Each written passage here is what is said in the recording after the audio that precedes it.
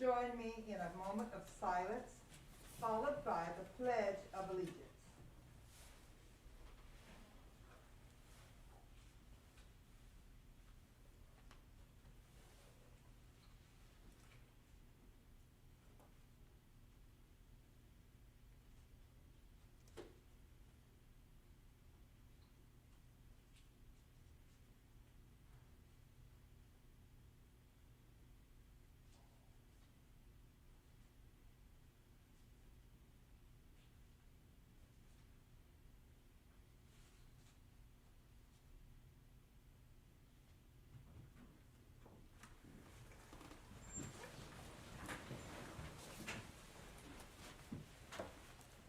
I pledge allegiance to the flag of the United States of America and to the republic for which it stands, one nation, under God, indivisible, with liberty and justice for all.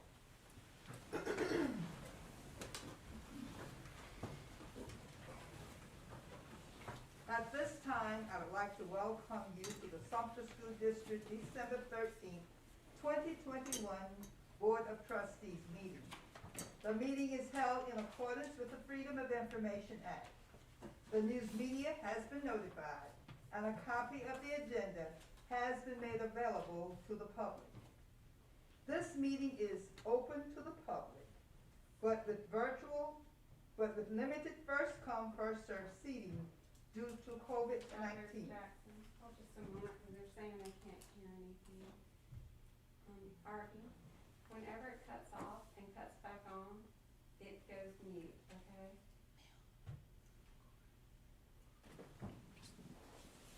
Okay. All persons wishing to attend the meeting by virtual means may do so via YouTube, Sumter School District, board meetings, and Sumter School District's Facebook page. Mission. The mission of Sumter School District is to equip students to be responsible, successful, and productive citizens in a global society. Vision.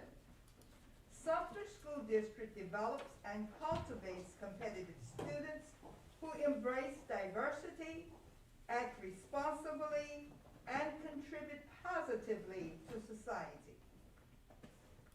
Your board members are Barbara Jackson, Area 7 Chairwoman. Dr. J. Frank Baker, Seat 8 Vice Chair. Dr. Darrell McGaney, Area 5 Clerk. Mr. Brian Alston, Area 1. Mrs. Cheryl Ray, Area 2. Mr. Matthew McLeod, Area 3. Dr. Johnny Hilton Jr., Area 4. Dr. Gloria Lee, Area 6. Dr. Sean Reagan, Seat 9. Mrs. Robin Mills, the Deputy Director for Installation Support, Shore Air Force Base Representative. Dr. Penelope Martin Knox, our Superintendent, and Ms. Amy Hanson, our Administrative Manager. This meeting is now called to order. I'd like to thank you for joining us this evening for this meeting. I want to take just a moment to encourage you over this holiday season to enjoy your friends and your family members. Laugh often, take time to relax, and take time for self-care as you care for others. Please know we truly appreciate your continued support. We're now moving down to the approval of the agenda. Are there any objections to the approval of the agenda? Hearing none, the agenda will stand approved. We're now down to public participation. The board at this time is very pleased to offer time on the agenda for public participation, both in person and electronically. At this time, we will open the floor not to exceed 3 minutes for each participant. Following in-person comments, Executive Director of Communication and Community Engagement, Ms. Shelley Gatson, will read the electronic submissions. I have been presented one participant, and that is Mr. Keith Schultz, and he is here. His concern is concerning the Dr. Jackson, every time it reboots, I have to unmute. Sorry. Like I said, Mr. Keith Schultz, and he has a concern here, education challenges and realignment. And at this time, Mr. Hilton, Mr. Schultz, I'm sorry. I was looking here that you said that you've spoken with Johnny Hilton before. But please have a seat at the table, and you have 3 minutes to address that. Thank you so much for being here. Thank you. Full steam ahead. The Sumter School District freight train rambles on toward a collision course with the corridor of shame. Allow me to provide some retrospect. Here are some lessons and events in our county's education past that we should have learned from by now. Consolidation of our district was a politically driven move. The former District 17 $17 million fiasco. Balancing our annual budget with non-recurring funds. The South Carolina Board of Education probation action for violating previously submitted recovery plan. Financial irresponsibility with regard to having sufficient reserve funds. Our own Sumter County not releasing funds to our district because of their fear of our mismanagement. A $6.2 million deficit not disclosed for over 23 months, along with the resignation of 2 of our finest ad hoc business committee members. I recently attended 2 of the 3 information briefings and learned the following. 52% of our buildings are being used in classrooms. Our enrollment continues to decline. There's been no discussion or challenge to this group around school consolidation or to improve our efficiency. There's been no discussion around an increased technology product focus, and no cost savings were explored. I am of the opinion we must change course now. All of you know that we get approximately $13,500 a year per student. The money follows the student into the charter system. That's happening now. Liberty STEAM, by all accounts, is performing well and plans to add 100, 200 students each and every year. The quality of education received by these scholars is being executed by a group of former Sumter School District top performers who have a passion for an improved product. One of these former ad hoc finance committee members is now instrumental in driving the STEAM initiative. We had 16,000 students. We now have less than 15,000. Our enrollment continues to decline. There is no third army or continental growth. Please stop with this exercise in futility and get back to the business of being good stewards of our taxpayer money and showing our industries and the military that we can produce educated students with dedicated career paths. I thank you. Okay, thank you, Mr. Schultz, for your participation this evening, and you will be hearing back from the board expeditiously. Thank you so much. Ms. Galloway, do we have any electronic submissions? Jack, we do not have any electronic submissions. Thank you. Okay. We do not have any electronic submissions, so we'll move on down to the board communication, the announcements. Trustees, are there any announcements that you would like to share at this time? Yes, Dr. Rosen. On behalf of Mr. Austin, Dr. Lee, and myself, we all attended the conference. I think December 3rd through the 5th, and it was the Legislative Advocacy Conference in Charleston. at the Charleston Marriott. And so we gathered some information, but not to prolong the time, I'll just go ahead and yield to Trustee Austin at this time, and he can give the board a quick update on what we discussed or what we experienced at that particular conference. Thank you, Dr. Reagan. On behalf of the Delegate Assembly, we served as delegates to the Delegate Assembly.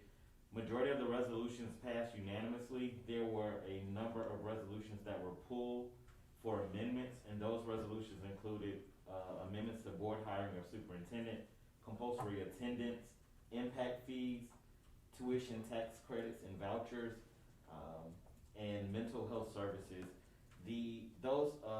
With the exception of the mental health services, those resolutions passed with the adopted amendments. The mental health service resolution was pulled and was sent to the board of directors for further discussion before they come up with a new resolution to present. That concludes the delegate assembly update. Okay, thank you, Mr. Austin, as well as Mr. Reagan, and I appreciate the three of you attending. We do appreciate it. Okay, any further announcements? Okay, hearing none, we'll now move down to the Legislative update.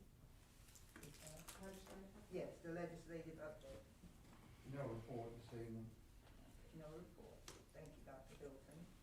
And now we're down to the committee reports. We will now listen to our committee chairpersons to provide an update for their areas of responsibility. Saying that, I'd just like to say that the Citizen Advisory Committee, this is a reminder that they're scheduled to meet in February as a full group, and notifications will be shared as soon as the date is confirmed. That is the Citizen Advisory Committee. Dr. Reagan, do you have a facilities report at this time? Yes, ma'am. Just want to announce that the committee will meet on January the 5th at 6 o'clock p.m., I believe, here at the district office. And then we're going to be set to do our next school visits January the 13th, 2022, and we will be visiting Crestwood High School, as well as Chestnut Oaks and Croswell Elementary School. And as normal, our tour site visit starts at 9:30 a.m. and we are normally done around about 11:30, 12 o'clock. That concludes the facilities report. And thank you, Madam Chair. Okay, thank you, Dr. Reagan. Moving on down to the finance report, Mrs. Ray. Okay, the finance committee is not scheduled to meet this month, but we will have a meeting next month, and that will be announced soon. Just as a reminder about the recommendations that we made for discussion with the full board at a future time was regarding Title IX compliance at the high schools, a salary review, and how the administration plans to address salary matters, and then the internet connectivity, increased broadband discussions with city, county, and legislative officials. That concludes my report. Okay, thank you, Mrs. Ray. We appreciate that from the finance committee. The policy committee, Mr. Alston. Yes, ma'am. The policy committee met on December 2nd, and it was confirmed that further discussion will include the policy surrounding equity, school resource officers, and relations with law enforcement authorities, and the Open Carry with Training Act as it relates to the use of facilities by entities considered churches. The policy committee brings forward a recommendation this evening to the Board of Trustees to approve the second reading of policy 88, the vision and mission statements. The proposed vision is that Sumter School District is committed to educating, empowering, and enriching the lives of all students to reach their full potential. The recommendation for the mission of Sumter School District is to provide a safe, nurturing, and high-quality educational environment that supports diversity and equips students for local and global success. And that concludes the policy committee report for this evening. Thank you, Mr. Alston, for your committee report. Okay, transportation study, Dr. Baker. Thank you, ma'am. 3 public sessions were conducted December 6, 7, and 8. Consultants Matthew Cropper and James Cooper addressed the audience at each public session, and they, along with committee members, assisted in addressing concerns from the public during the gallery walks each evening. At the November 18th committee meeting, there was a discussion regarding the possibility to postpone the timeline because the study seems to be moving along, although very smooth, very fast. The rationale shared was that the current timeline calls for action by the board in March of the 22-23 school year. And with all the other things that take place during the spring, preparing for the end of the school year and preparing for the next school year, a 2-year process for planning with our schools would seem feasible. In addition, a request was made that the administration be tasked with presenting to the full board what the transition would look like and perhaps look at phases for implementation. Madam Chair, I would like for the board to now hear from Mr. Cropper regarding an update on the public sessions, and then open the floor for discussion from our trustees. Thank you, Dr. Baker, and you can just move on and then we'll come back. He's connected. We had a little difficulty with the, there he is, the audio, the video. Good evening, Mr. Cropper. We're delighted to have you join us this evening, and Dr. Baker has given you leeway to update us on your visit here I think the 6th, 7th, and 8th of December that you were here with us. So at this time, feel free to update us in your own way. Thank you, Dr. Jackson, Dr. Baker, members of the board. I don't have a whole lot of new information to provide tonight, other than just wanted to reach out and say thank you to everybody on the ad hoc committee for their support, and also the administration and all of the school administrators for their support and hosting the public information sessions. We had a very successful week in reaching out to communities as we hosted public information sessions at all 3 high schools. I think that we've had, I would say, somewhere between 20 and 30 people at every single meeting, and we had very good engaged conversations with them around maps and That's him. that's great.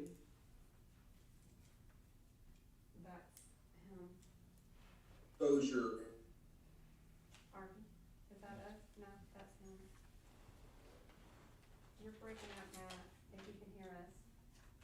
I am breaking up. Yes, that's better. No, he's good. We just can't hear him. Yeah, we can't hear you.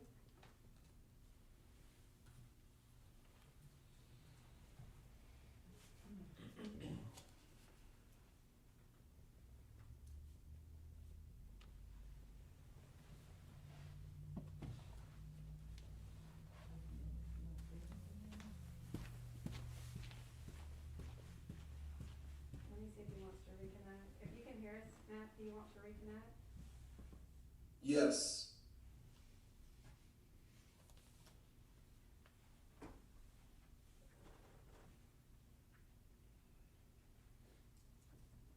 They said he's clear on Zoom. Mhm.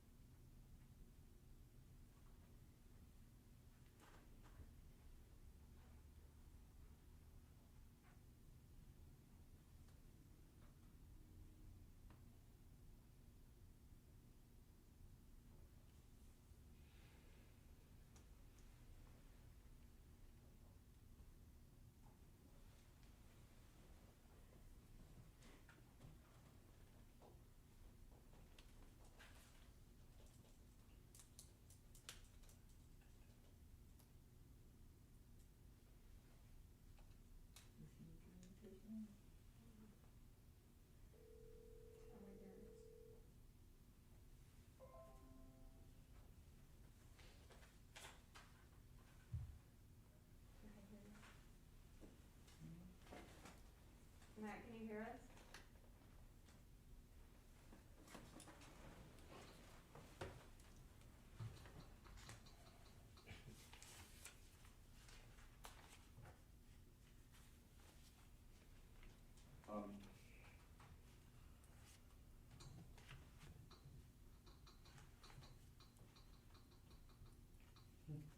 No, we can't hear you.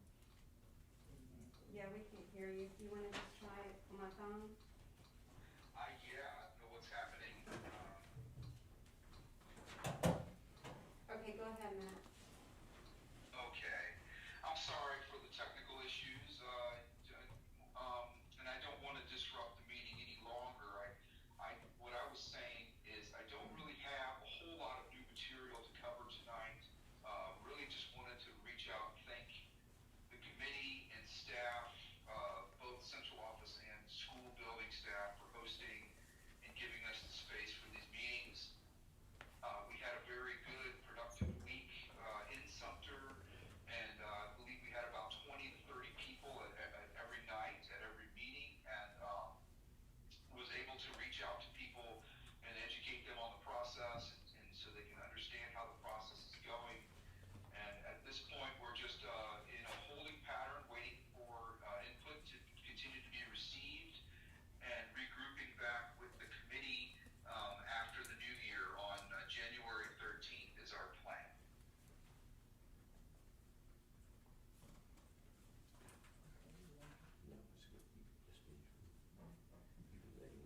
Okay, thank you, Mr. Cropper, for your update, and we will, have some discussion and questions, at this time with the board.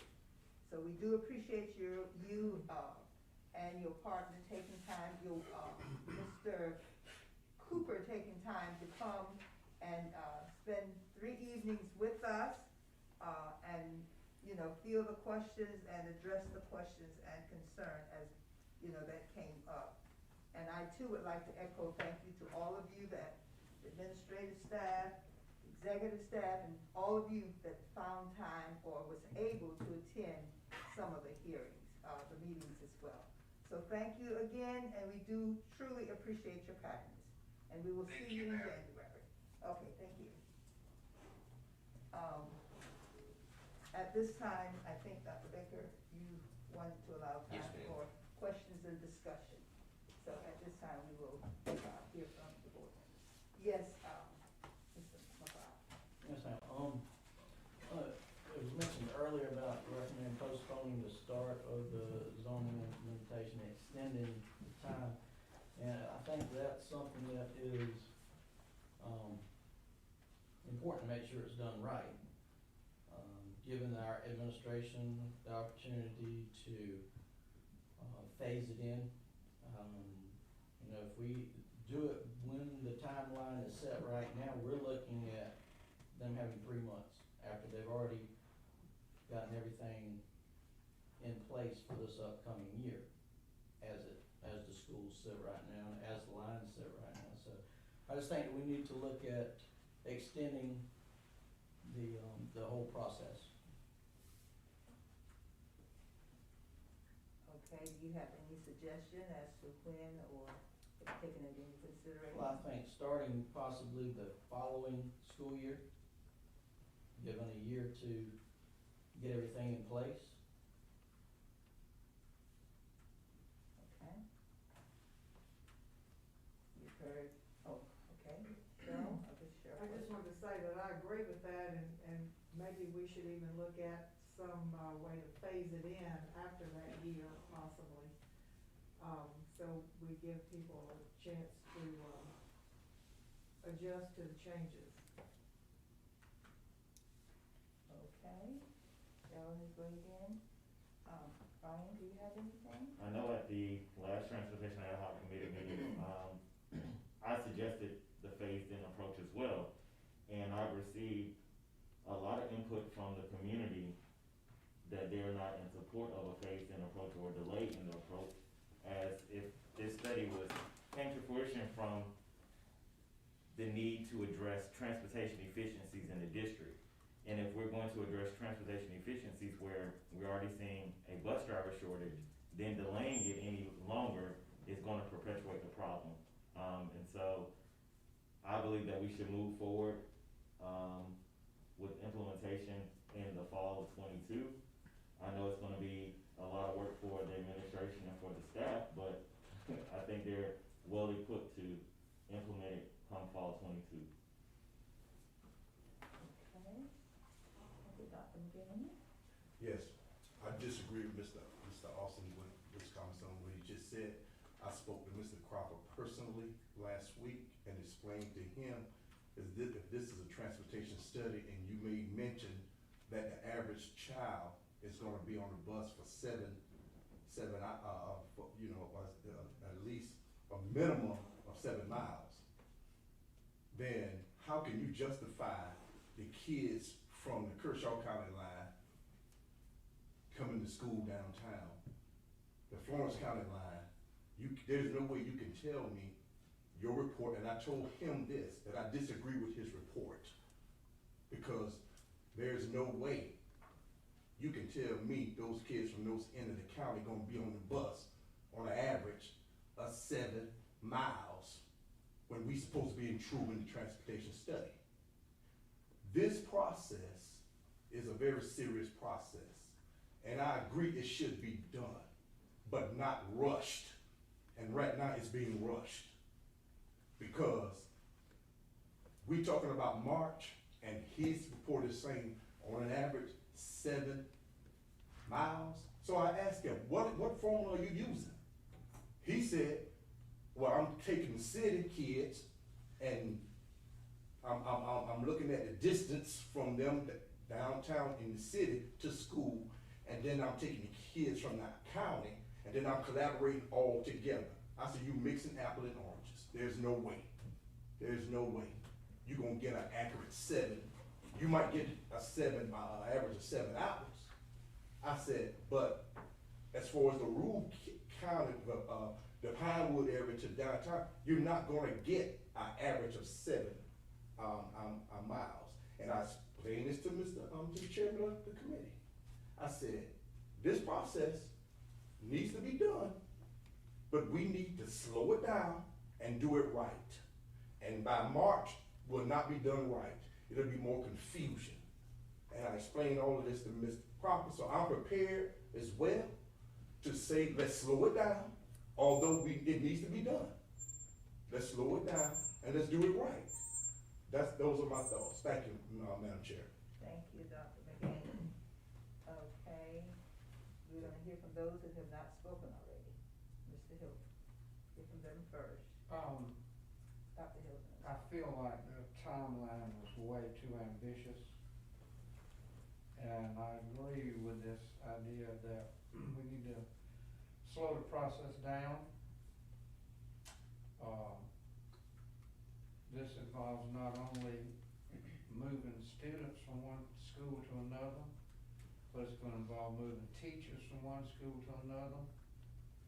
And it has the potential to be very disruptive if we don't slow it down and study it very carefully and make adjustments.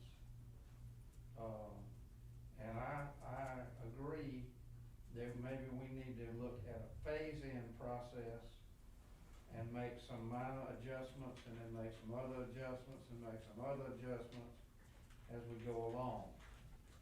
We do have some issues that need to be addressed. We don't want to throw the baby out with the bathwater here. Our goal is to help students learn as much as they can. Let us not lose sight of we're about educating children. And so the question is, let's not lose our focus on what our main goal is with this business about redrawing lines, whose original goal, I thought, was to shorten transportation. But it appears to me it's gotten way bigger than bus routes. Thank you so much. Thank you, Dr. Hilton. Dr. Mr. I just need, is Mr. Cropper still on the call? I don't know if he will be. Yes. Okay, so what is typically the average time for other districts? And I know every district is probably different, but what is the typical time frame in which, this project, a realignment project is kind of completed? You said he was on and he's not. Yes. Okay. I'm not sure if we can hear him. There he is. Mr. Cropper, did you hear the question? Yes, I did. Can you hear me? Yes, Who is so we strange? did.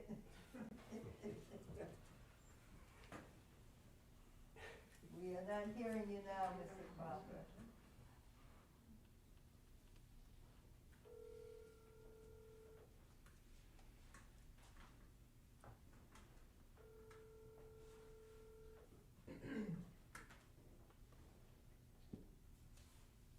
Hey, Amy.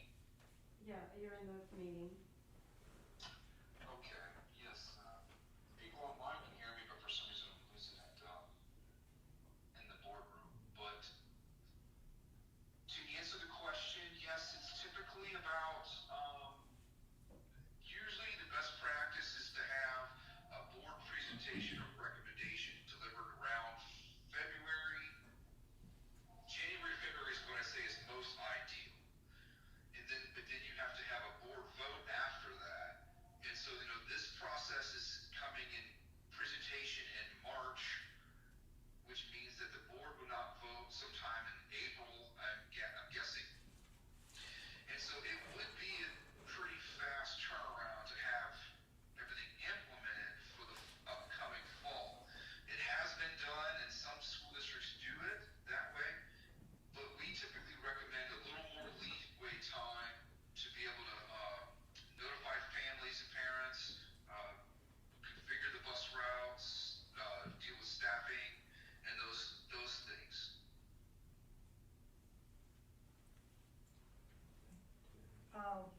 May I ask a question, Mr. Cropper?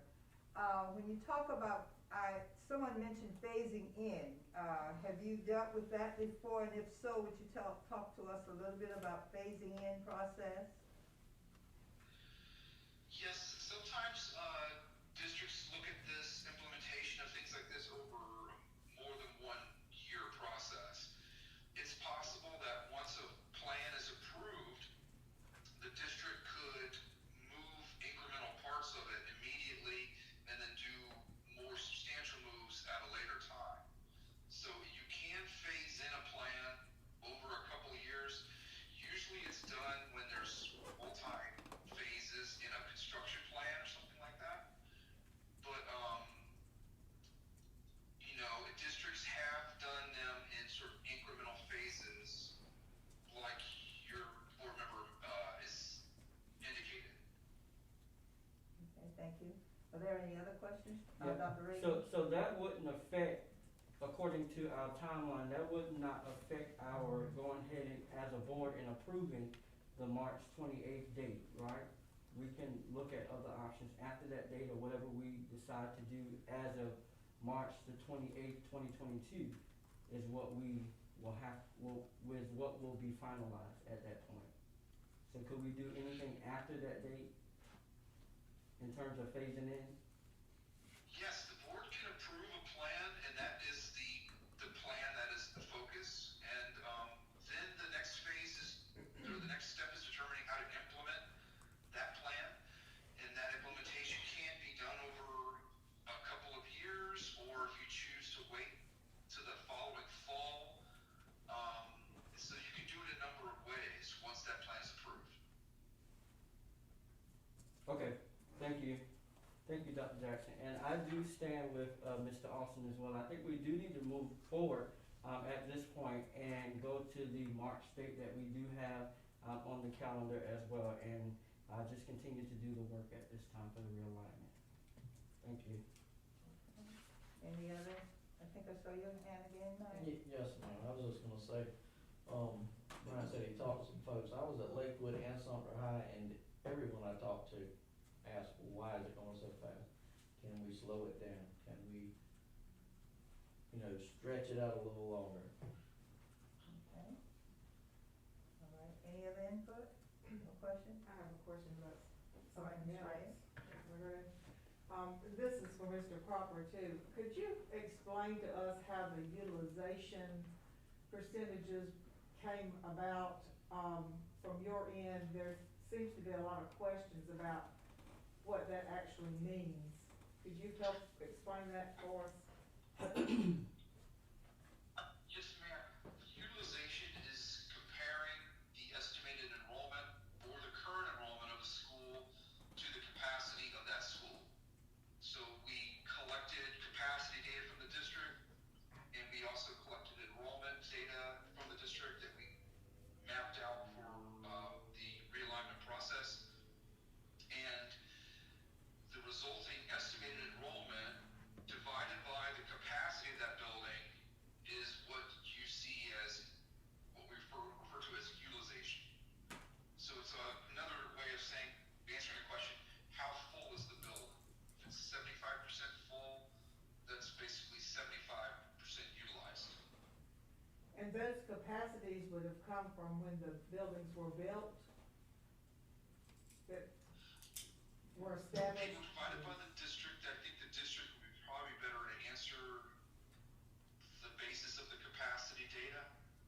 Well, and let me ask you this, is sometimes the, capacity may be a little inflated as to what the building could actually accommodate, possibly?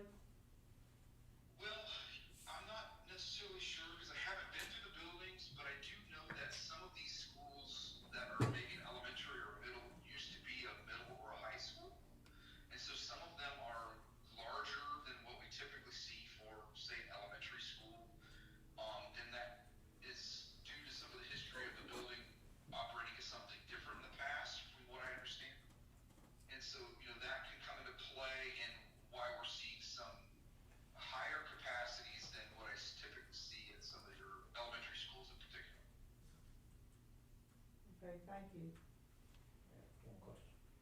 Yes, Mr. On what, Dr. McGaney was saying, the average 7 miles, and this is for Mr. Cropper, the average 7 miles, could you give us an idea of what the shortest and the longest would be to make that average? Oh, well, yes, that I had a conversation with Mr. Reganis at the committee, public information station about this. That average is exactly what it is. It is an average. So it's taken the distance of every student's home to the school, and then that total is averaged up to give you an average distance. Some students, and a lot of them, live very close, under 3 miles or so to school, or even less. And then some of them live very far away, like out along the county borders, Kershaw and Florence and such. And so that average number is a compilation or an average of all those calculations. What I talked with him about was to give, in a future update, the shortest and the longest route for every school, in addition to the average, so that you can understand what the minimum and maximum distance is for the range, and then what the average would be as just an additional piece of information. So thank you. Okay, Mr. Alston? Yes, and I don't know if this is appropriate time, Dr. Baker, to talk about the military family policy piece. Yeah. Okay. In my opinion, I don't know. During our last transportation ad hoc committee, Speak a little louder so. during our last transportation ad hoc committee meeting, a member of the subcommittee brought up the issue that some military families may have with the implementation of the realignment study, and about would there be a policy to address their issues concerning if they're moving in the second semester of the school year, their child is zoned for one school come January, and then in the fall, if it was to be implemented in the fall, their child could potentially go into another school. And would there be some type of policy to address that issue? Well, we currently have a policy that addresses admission of resident students, policy JFAA, and it talks about military dependents, and I would just ask, for the sake of time, that we refer that to the policy committee meeting, for further discussion, to look at that policy and see how we can make it align with the criteria and the issues surrounding military families. And if I may, just based on conversation from several of the public meetings, if we also could send to the policy committee student activities, because there was some conversation regarding if a program, an athletic program or a student activity was not available at a school that a student may be assigned to, and how would we address that? So I'll ask that policy JJ, student activities, be sent to policy as well, if that's okay with the members of the board. Okay. Okay, we're gonna do maybe two more questions so that we can move on. Ms. Cheryl? Just a question about that, and I don't know that when this would be decided, but, I know that we're saying that you would go where you're zoned for, but there would be exceptions, wouldn't there, for programs that are still not at each school and that sort of thing, so, just like student activities that aren't one place or, athletics, that would still be covered, wouldn't it? I'm thinking that it would, because we already Athletics will have be different because of the high school league requirement. So that's why, I mean, we think we need to look at the policy in its totality, because that was an issue, that there are some student activities that's not available, that a child could be involved in at school A and there's zone for school B now. How will we address that? Would that mean that they were qualified for open enrollment because of a, Well, if we said open enrollment is only for academic programs, then they wouldn't if it's for athletics or if it's for student activities. Yeah, but we might need to expand that. So I guess that's what you're asking, Right, that's what I'm asking for so further that it discussion can be of the policy. expanded, to include, okay. And that's why I was asking, had we talked about that? And then I also would like us to look at the, children of employees as we're implementing this. We had some discussion this year about, them being able to choose a school, because they were employed by the district. So that's something I'd like to see us make sure it happens, that the employees do have some choice. So we just asked, make sure that the policy committee, that you took all of those things into consideration and look at the policy holistically, not to exclude anyone, but make sure that we are inclusive of those concerns. Okay, thank you. Is that all that we have for, Mr. Cropper at this time? Okay, well, I'd like to say thank you to Mr. Cropper again, and Dr. Baker, do you have any follow-up? No, ma'am. Thank you, Mr. Crawford. Thank you all. Have a good night. Yes, All sir. right, you too now. Okay, and thank each of you for weighing in on the discussion. We appreciate you. Okay, we are now down to,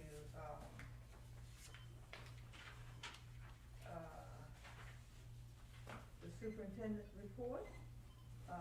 Dr. Martinoff, would you please proceed with items under the superintendent report that you have before us? Yes, ma'am. Good evening, Dr. Jackson, Vice Chairman, Dr. Baker, members of the Sumter School District Board, and members of the Sumter School District community.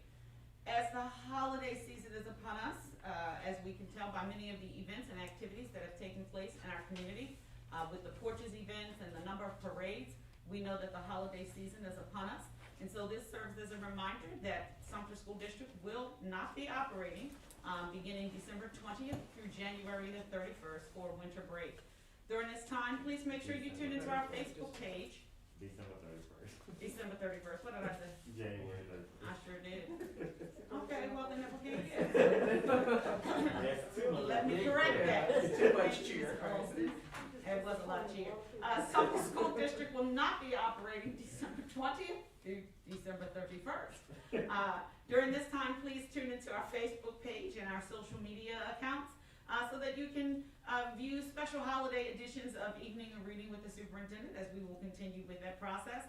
In addition to a new event that we've been celebrating, where musical selections will be performed with members of the community. So I hope that everyone has a peaceful and restful holiday, and to make sure that you remain safe. Just thus recently, the Be Smart MOU has been signed in agreement with Sumter School District, Sumter County Sheriff's Department, as well as the Sumter City Police Department. We joined 7 other Midland school districts to sign the MOU with the Be Smart program to encourage responsible gun ownership. Collectively, the school districts want gun owners to take action for their firearms and making sure they are out of the way and out of the hands of our young people. The Be Smart program was developed by Everytown for Gun Safety Support Fund, which helps parents and other adults normalize conversations about gun safety and to take responsible actions that can prevent child gun deaths and injuries. Superintendents from Calhoun County, Fairfield, Lexington School District 3, Lexington School District 4, Orangeburg, Richland 1 and 2, and Sumter School District signed the MOU. Local law enforcement, Prisma Health Columbia and Prisma Health Toomey in Sumter, and Medical University of South Carolina Health Midlands also pinned their support. And I just want to thank again our Chief of Police as well as our Sheriff for joining us, ensuring that we are doing our very best for our children here in the Sumter community as well as our community as a whole. I also want to extend a thank you to our Santee Lynch's Regional Council. Santee Lynch's actually applied for a grant that they received, and it is in support of UVC technology that was installed in approximately 125 buses. The UVC, also known as the ultraviolet germicidal irradiation, has been used for decades to reduce the spread of respiratory diseases and rid the air of pathogens. Representatives from the Santee Lynch's indicated additional funding has been secured to install these devices in the entranceways of our schools and in the very near future. So I want to thank Mr. McKinney for all of his hard work and for including Sumter School District in the grant proposal. So we are very grateful for that. The other evening, I had the fortunate opportunity to attend the Mayor's Christmas event, where we celebrated our children who were the Christmas card contest winners. So congratulations to the following students for submitting winning entries in the Mayor's Christmas card contest.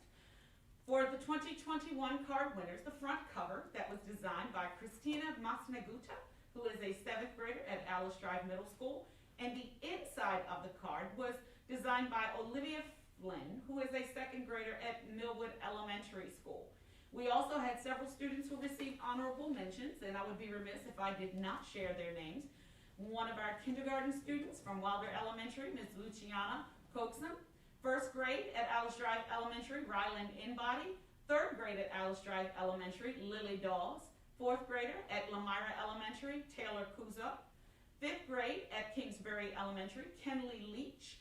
6th grader at Alice Drive Middle School, Georgia Bauer. 8th grader at Furman Middle School, Peyton Harvin.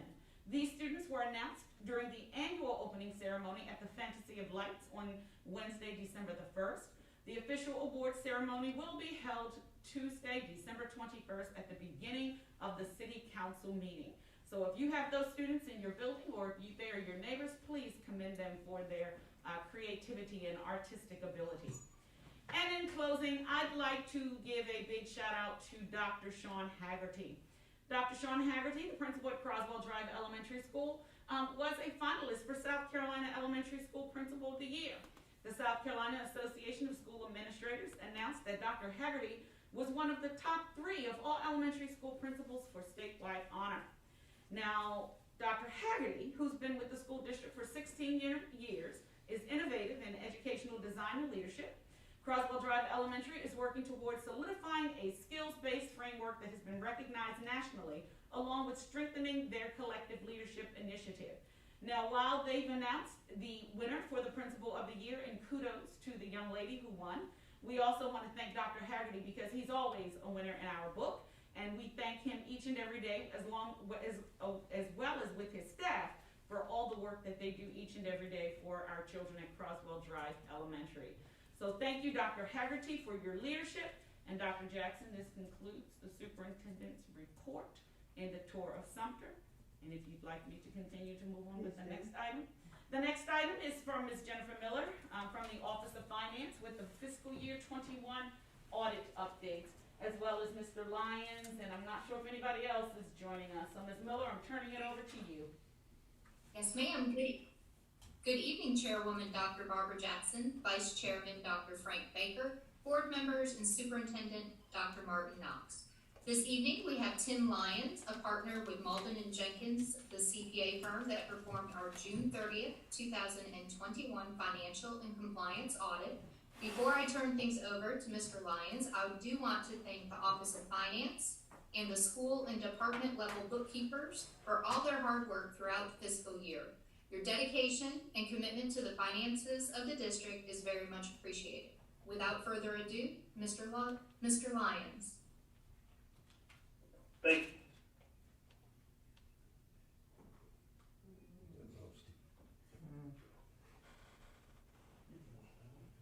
All has been forwarded to an I'm not going to share my screen because it's been disabled, but what I'll do is just kind of go through what we kind of typically go over when we present an audit to a board. You can share it. And, Mr. Lyons, you can share your screen. oh, there we go. All right. So, I don't know if we'll be able to hear him. That's what he was saying. PowerPoint presentation.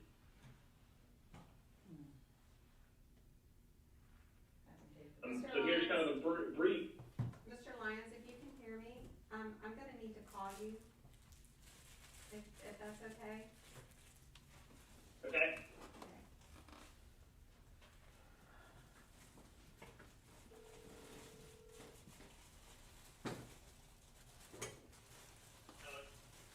Yes, sir. All right.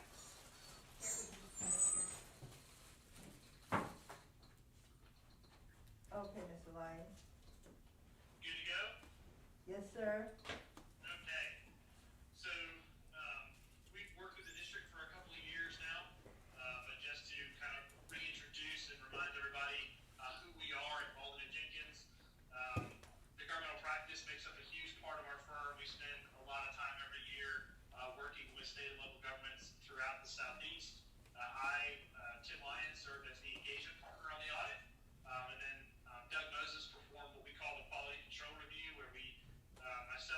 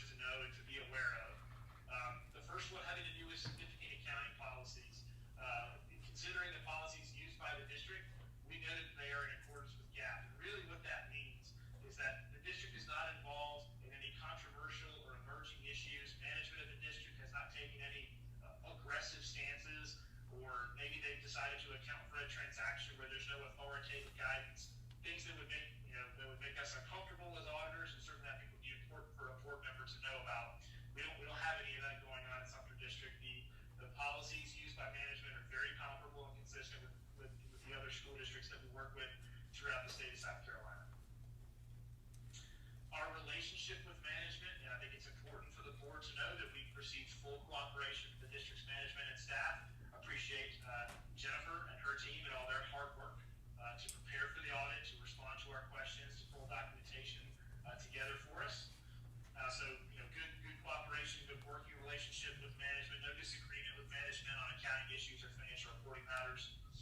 With regard to audit adjustments, we didn't have any past audit adjustments during the current year audit. I think that's important to know. Sometimes there can be times where we identify a potential audit adjustment, but then we end up not posting it because it's not material. And so sometimes we can have adjustments that are not reflected in the financial statements. So we didn't have any of those this year. There were no past audit adjustments. And then lastly, I always think it's good to remind everybody of our independence, of our requirement to be independent of the district. We would not be able to render an opinion on the district's financial statements in accordance with government auditing standards if we were not independent as required by both our professional ethical standards as well as by the federal rules. So we were engaged by the district to conduct an audit, and that is what we did. Of course, we had to do that as independent auditors. Just one quick chart for you all tonight. Over the last several years, I think everybody, not just Sumter School District, but school districts at large, city and county government certainly as well, but especially over the last 12 to 18 months with a lot of the uncertainties brought on by the pandemic and everything, I think it's important for y'all to know kind of where the general fund was at June the 30th, and obviously Jennifer is updating you all as I see that's one of the next items on the agenda. But this takes a snapshot and compares the fund balance of the district at June 30th of 2021 and going back 4 years. We got 5 years presented here with expenditures. And we refer to this chart, this leverage. And what we mean by that is how able is the district to sustain some tiny differences or maybe a temporary shock in the revenue streams. And when the charts here, when these two lines are really far apart, or if they are growing apart, like 2017, that's an uncomfortable place to be, because what that shows is that you have very little room for error in needing revenues to come in the month that you need to then pay expenditures, which can be tough sometimes due to the seasonality of the collection of property taxes, just when other revenues come in. So having a little bit of fund balance is important to be able to kind of manage through without having to utilize things like short-term borrowing or tax anticipation notes, those types of things. So at June 30th of 2021, the total fund balance in the district's general fund is approximately 26% of annual expenditures. However, that 26% does include about between $2 and $3 million of non-spendable fund balance that is made up of prepaids and inventory. So you can't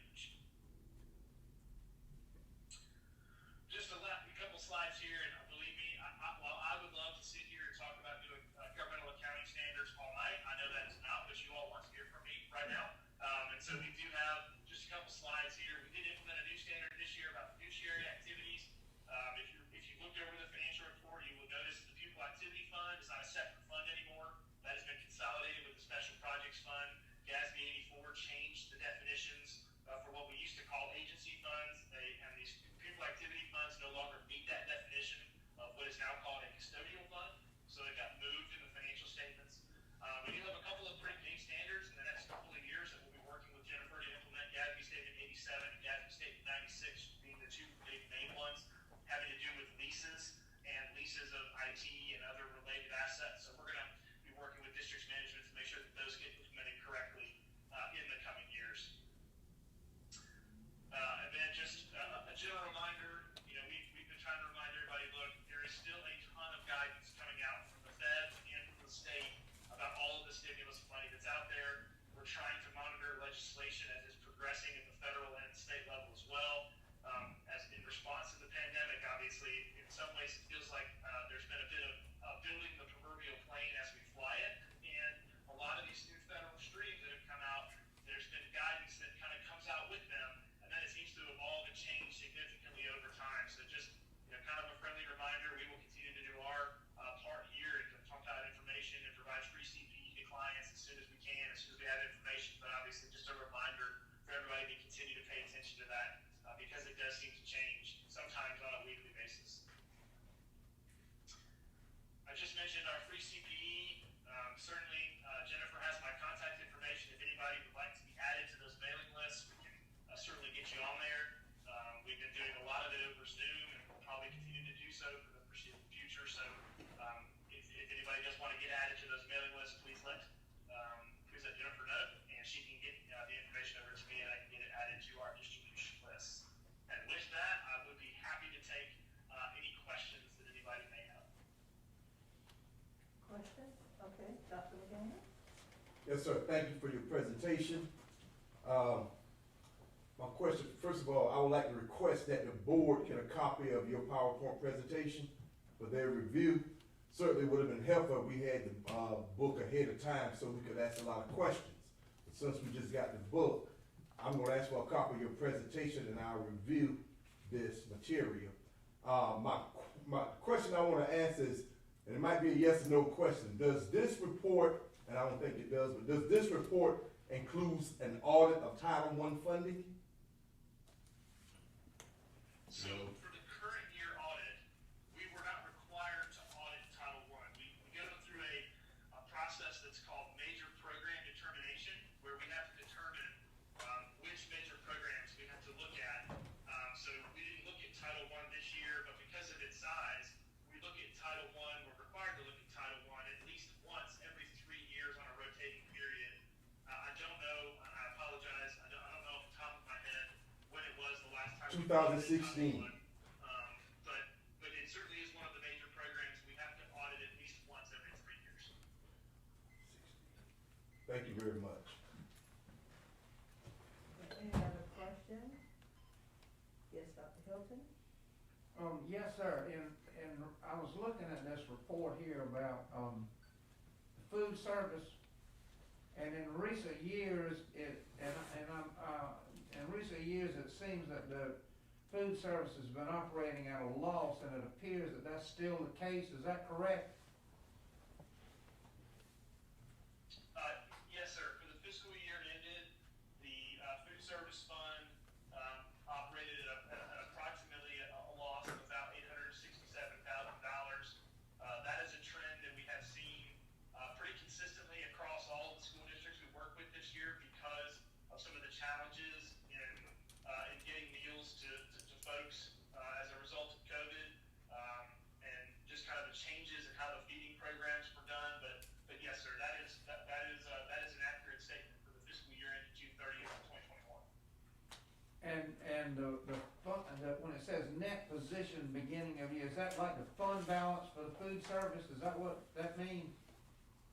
Yes, sir, that's correct. So the fund balance, not only did we operate at a loss, but the fund balance went down, like you say, $867,000? Yes, sir. That's the overall change in net position or fund balance, if you will. That's the overall change. From an operating perspective, the food service fund always operates at a loss because of the significant amount of grant money that the fund takes in every year as a result of USDA reimbursement. So from an operating perspective, that's just a weird accounting thing and how those things get classified. So yeah, net income for the year, if you will, in that fund was negative $867,000. Thank you. If I could just add one comment to that. I don't know if, you can hear us in the boardroom. We hear you. Jennifer? Did you know? We can hear you, Jennifer. Service fund and You cutting out now, Jennifer. Let me power on there and just watch that.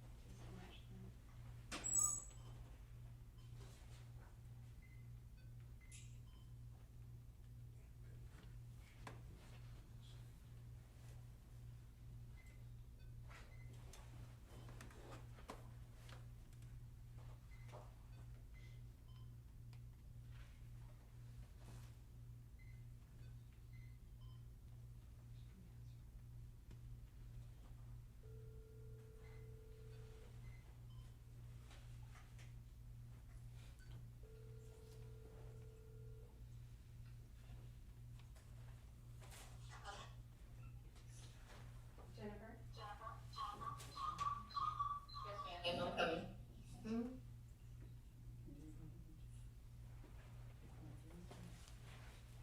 coming in there.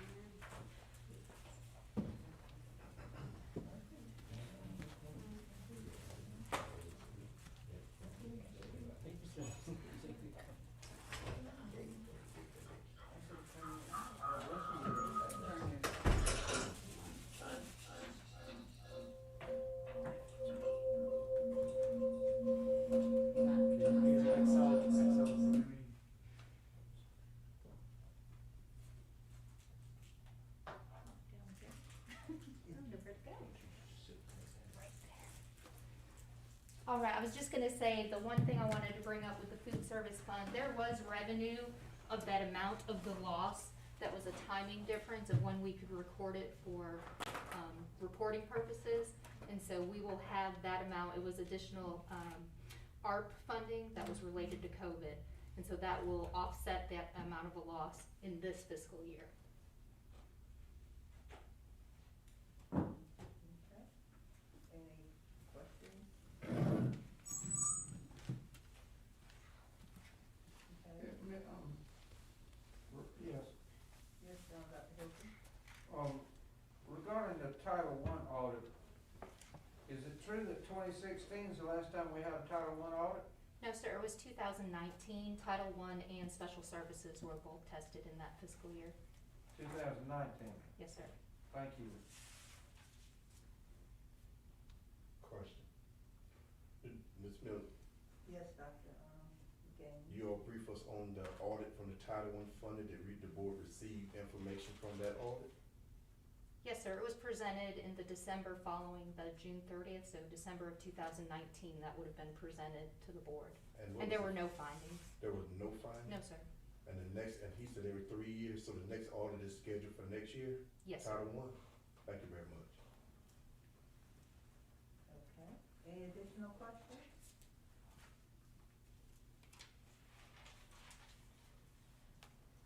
Okay. You don't have any questions for Jennifer nor Mr. Lyons? No, ma'am. Okay. Well, thank you, Mr. Lyons. We do appreciate you and your report, and, just know that we will be in touch, and we appreciate you being here with us this evening. All right? Thank you, have a good night. You too now.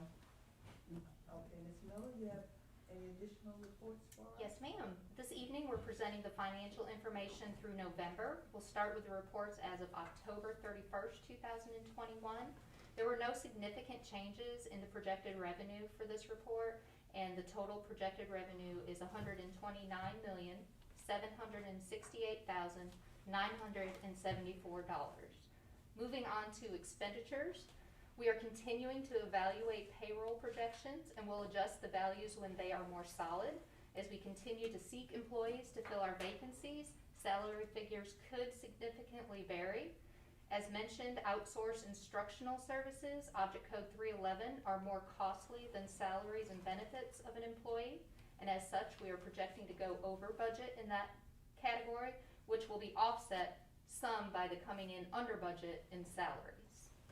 At this time, we're projecting a loss as of October 31st for $435,532. Again, this amount will fluctuate as we proceed through the year.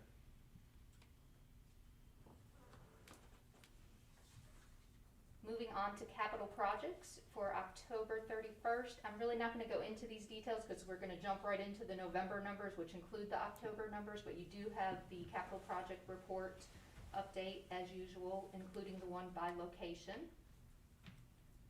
Moving on to the general fund, as of November 30th, 2021, we have adjusted the revenue for two main items. First is local taxes. We have a known reduction of $98,588 provided by the county. Second, the reduction in state revenue was made based on the 45-day enrollment. While the enrollment figure used for final revenue will be the 135th day count, we need to be prepared fiscally for a significant reduction. The original budget had a student count of 15,211 students, which is 130 more students than the prior year's 135-day count. We were hoping that 130 more students would join us.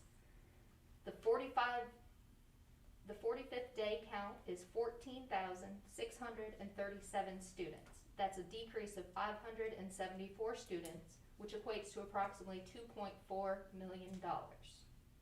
The revised revenue projection is $127,293,681. Moving on to expenditures, we have updated the payroll projection as we are now 5 months into the fiscal year. We have decreased our salary and benefit projections by approximately $3 million.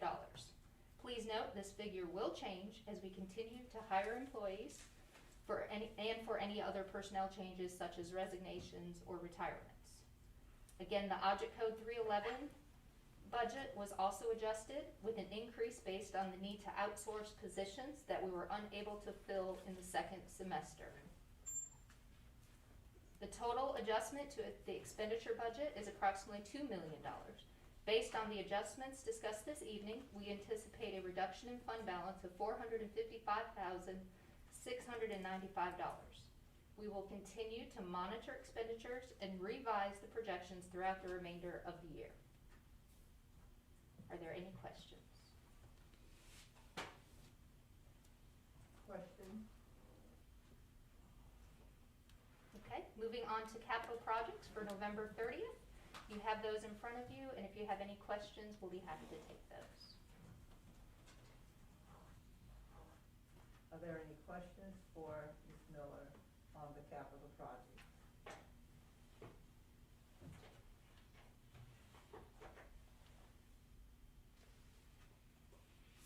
Hearing none.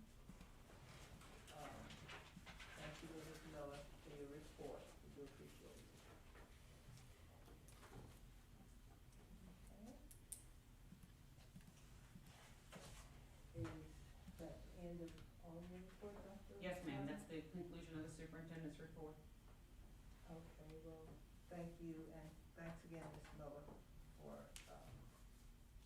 providing the financial part of the report. Okay, if there aren't any additional questions or concerns, we're now down to executive session. And I want to thank all the members of the staff and the public for joining us this evening. And we hope that you'll be with us when the board returns to open session. However, if you're unable to do so, please remain safe and have a great holiday. Thank you so much. Trustees, is there a motion to enter into executive session? Madam Chair, I'd like to make a motion that we enter into executive session for receipt of legal advice, where the legal advice relates to pending, threatened, or potential claims, discussion of negotiations incident to propose contractual arrangements, discussion of negotiation incident to propose property contractual matters, discussion of individual student matters, discussion of personnel matters, and the discussion of personnel report, employment, appointment, compensation, promotion, demotion, discipline, termination, and or release of an employee. Second. Okay, we have a motion and a second to enter into executive session for the receipt of legal advice whether legal advice relates to pending, threatened, or potential claims, receipt of legal advice pertaining to contractual matters, discussion of negotiations incident to proposed contractual matters and arrangements, discussion of negotiation incident to proposed property contractual matters, arrangement, discussion of individual student matters, discussion of personnel matters, and discussion of personnel report, employment, appointment, compensation, promotion, demotion, discipline, termination, and/or release of an employee. Is there any discussion? Please cast your vote.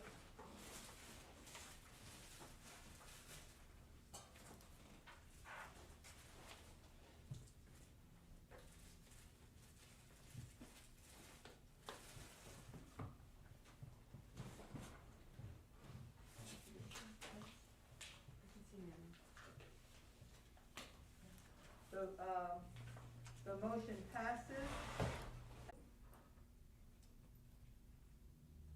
Hearing none, we will proceed on to 8.3. Hearing none, we're now down to 8.4. Do we have a motion? Dr. Martin Knox, do you have a recommendation for the personnel report? Yes, ma'am. I ask the board's approval for the personnel report as presented in executive session. Madam Chair, I'd like to make a motion that the board accept the superintendent's recommendation and approve the December personnel report. Second. Okay, a motion has been made and second to accept the superintendent's recommendation for board approval for the December personnel report. Is there any discussion? Please cast your vote. Is yours, against that, yes?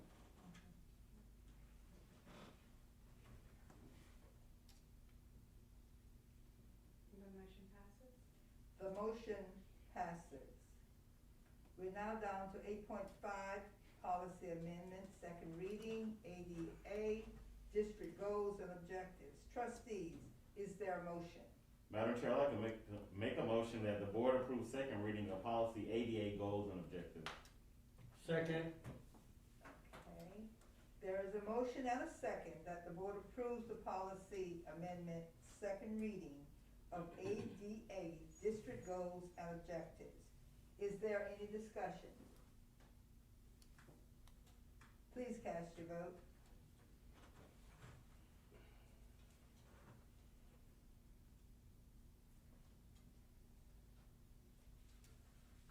And that motion also passed?